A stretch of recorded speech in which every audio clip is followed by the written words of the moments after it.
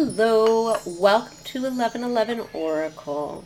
And in this video, we're going to see what elemental being you are in spirit form, what being you feel most drawn to. I only have 3 categories this time, and so there could be a few different choices in each category. We'll see what the cards have to say, but also use your intuition when determining such things. All right, and of course, if you resonate with this video title and you were drawn to this video, that's a confirmation that you are certainly, you have some kind of connection to the elementals, and so I'm really looking forward to taking a look and seeing, where you fall, which category or which kind of being you feel most connected to in spirit form. In other words, this would be like your favorite outfit, so it's your choice form in spirit. All right, and as an elemental being that you are, a fae being belonging to the fairy realm, so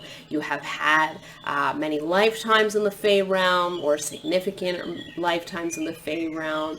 Let's take a look at your choices. 1, 2, 3. Count with me now. All right, let's begin with number 1. Okay, number 1, let's take a look and see. Oddly enough, I'm being directed to take the card off the top here and not shuffle. So I'm just going to listen to spirit and do that. Okay, we have the solitary. You're certainly someone who enjoys listening to your own heartbeat, so to speak. You like to connect with your inner life, with your inner self. You're very connected to the quiet inner world of your soul, of your mind, and this gives you great connection, connecting abilities with your fae family and with the elementals. You are someone who needs alone time to recharge. But let's take a look at the other cards and get a better idea and understanding for who you are, okay? So, and let's bring some of these beautiful, well, I don't know, trying to get air plants in the way. Not in the way, but all right. We need plants if we're going to be talking about elementals, right? Anyhow, so we'll do that. That's good. Okay, so let's see what other cards come forward with what kind of elemental being you are.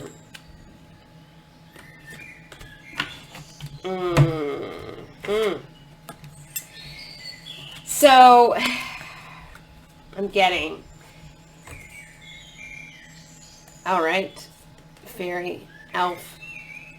You have basically, this could be a bunch of different options here. Take what resonates.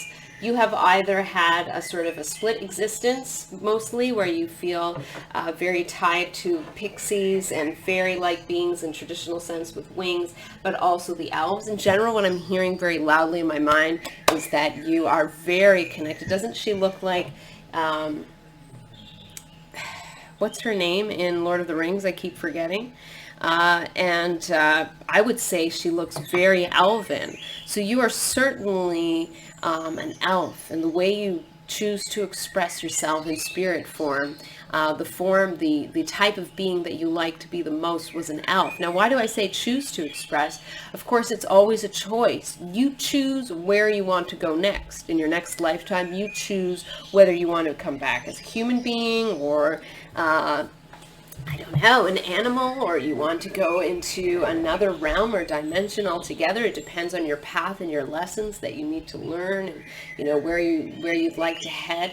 But for the most part, you are like an elven soul. It's like your signature pattern. Who you are is ultimately how other people recognize you to be, but it's an intrinsic choice that you make about yourself on a very deep, even subconscious level. It may not be a conscious choice. You may have a very beautiful appearance, what I'm getting for the most part, people that chose this group.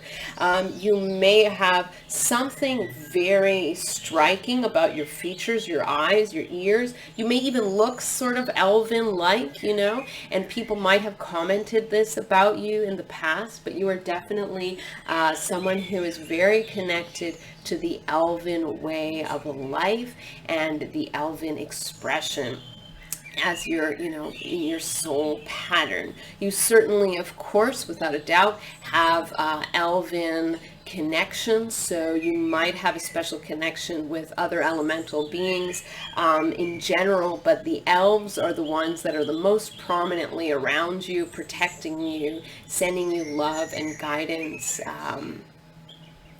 And when you do feel alone, know that they are around you and they support you. Like you, they share a similar personality where they do appreciate alone time.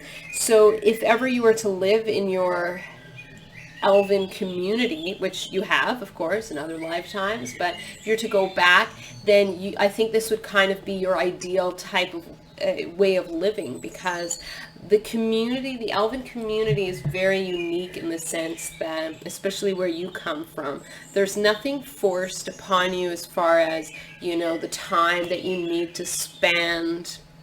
I'm just going to swap out my incense. Keep forgetting to do that. The time, like, you don't have to spend time with, it's not like, okay, it's dinner time, everybody come, and let's all, like, that's great and that's wonderful, and I really value that kind of thing myself. But do you know what I mean? Like, you don't have to participate in all of the activities. There are certain ceremonial activities and certain etiquette that, you know, you definitely need to pay attention to as an elf. But for the most part, alone time is given a high importance and value, and you're basically encouraged to spend time alone, because the elven beings believe that when you do spend time alone, that is when you really connect with source energy, spirit, all that is. Okay, and that is where you gain most of your inner wisdom. So you would feel very comfortable, because no one would say, oh, you know, why aren't you spending more time with me, whatever. Your alone time is considered very sacred in this community. Everyone is encouraged to take alone time, and it actually makes the connections even stronger, because there's an understanding of each person's space and time that they need to take out in order to recharge. But yeah, you're an elven being. Welcome to the land of the elves. I also connect very highly with this energy, so welcome, sister, brother. We're all in the same group together. All right, thank you for tuning in, and I look forward to seeing you in another video. All right, group number 2. Okay, so group number 2, let's take a look and see what elemental being you are. All right. Let's take, so this one, I was like, this one wanted to come out. Okay, you may have an interesting connection with trolls. No, don't get disgusted just yet, because, you know, maybe in spirit form you can be quite beautiful. Don't even look at the drawing on this card, and don't look at your stereotypical idea of what a troll would be like. But you may have an interesting connection with trolls in general, and you have, you know, use your imagination to think of what a beautiful troll would look like. Kind of, I'm thinking more like punk, maybe goth. People like to, you know, to give you I guess a better perspective, when people would depict witches, they would always depict them with like these big noses with, you know, a pimple on the nose and like a pointy hat and like very haggard looking, old, worn out faces and bodies, and having this cackle and this sort of wicked nature to them. Of course, this is not true, right? You can have an old lady that's a witch, but for heaven's sakes, an old lady is an old lady, or whatever. But you can have a young witch, and so you can have a beautiful witch, right? So think of, the same goes for trolls. Don't think, oh, the trolls are ugly. Well, no, trolls can be really, really cool looking. They can look. Wow, I'm getting like a massive amount of energy here. You're a very powerful being. You're a very powerful spiritual being. So in human form, you may prefer to have a very eccentric way of dressing, a very punk way of dressing, punk rock, maybe, I don't know, gothic way of, or just your own type of style. And this comes from your troll roots. So trolls are not like, you know, the fairies or the elves with these sort of like more mystical appearances. They have more of like a little bit of an edge to them. They're cool. I like this group a lot. Let's take a look at some other. Okay. Unicorn is what you got. So you may feel more connected to unicorns. You might have been both. So what I'm getting for the most part in this group is that you have experienced different forms. You might have experienced life forms as a unicorn. You might have experienced life forms as a troll. And I want to pick out one more card from this deck here. Okay, and what do we hear? What do we hear? What do we say? What do we see? Oh my God, I don't even know what verb to use. Okay, Las Guna.